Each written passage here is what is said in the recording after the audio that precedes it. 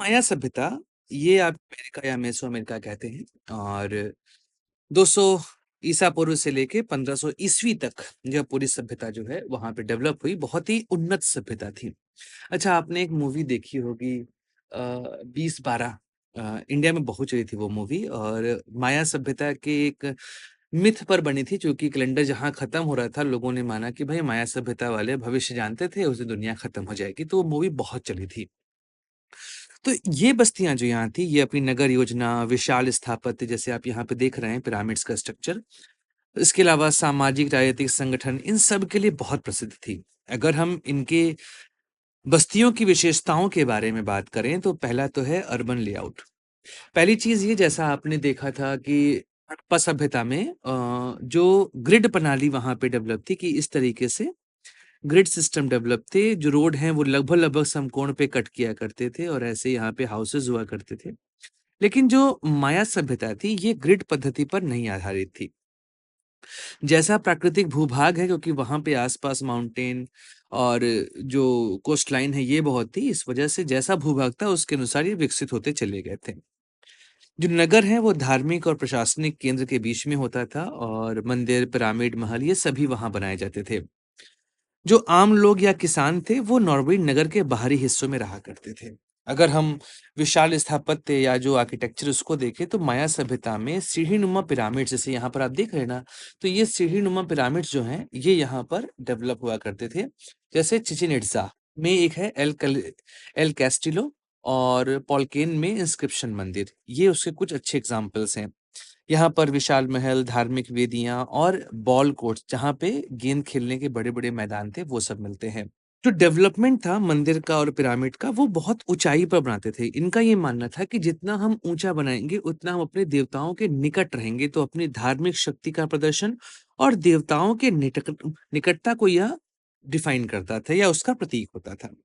अगर हम धार्मिक और सांस्कृतिक केंद्र की बात करें, तो माया जो है, वहाँ पर केवल निवास स्थान ही नहीं है, जबकि वह जो नगर है, वह धार्मिक और सांस्कृतिक या कल्चर के सेंटर्स भी हुआ करते थे। यहाँ पर अनुष्ठानों, बलिदानों इनके लिए अलग स्थान बनाया जाता था और वहीं पर सारे कर्मकांड किए जाते थे।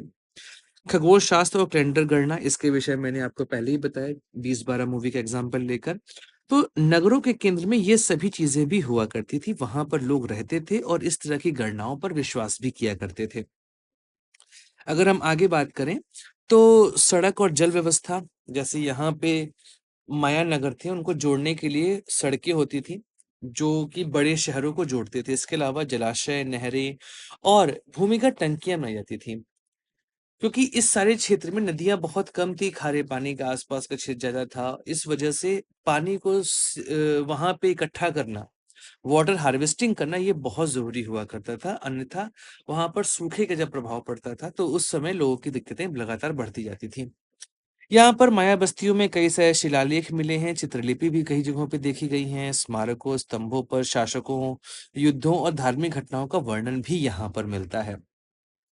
नगरों के महल, मंदिर और कई सारी रंगीन चित्रकारी और भित्तियां भी यहाँ पे मिलती, जिनसे शहरों को सजाया जाता था। राजनीतिक संगठन की बात करें तो जो हर एक बड़ा नगर होता था, वो अपने आप में सिटी स्टेट था। मतलब वहाँ पे इंडिपेंडेंट रूलर रूल किया करता था, जैसे कि तिकल हो गया, कोपान हो गया, पालिंके हो गया। और इन सब नगरों के बीच में बहुत बार युद्ध होता था, इनके बीच में संधियाँ होती थी, गठबंधन होते थे और इस वजह से माया सभ्यता जो है वो लगभग 3000 साल तक अपने अस्तित्व में रही। फिर माना जाता है उसके बाद जिस तरह के वहाँ पे क्लाइमेटिक चेंज हुए, अर्थक्वेक आए, जिस वजह से वह सभ्यता का विनाश होता चला गया। निष्कर्ष देखा जाए तो माया सभ्यता में बस्तियां केवल रहने की जगह नहीं थी, वह धार्मिक, राजनीतिक, सांस्कृतिक जीवन का केंद्र भी हुआ करती थी। पिरामिड नुमा स्ट्रक्चर्स मिलते हैं, उन्नत जल प्रबंधन, अनूठी कला और नगर राज्य व्यवस्था इन्हें प्राचीन सभ्यताओं में एक महत्वपूर्ण स्थान दिलाती हैं। अगर आपको यह वीडियो पसंद आता है तो आप इसको लाइक करिए, चैनल को सब्सक्राइब करिए और वीडियो को शेयर जरूर करिए।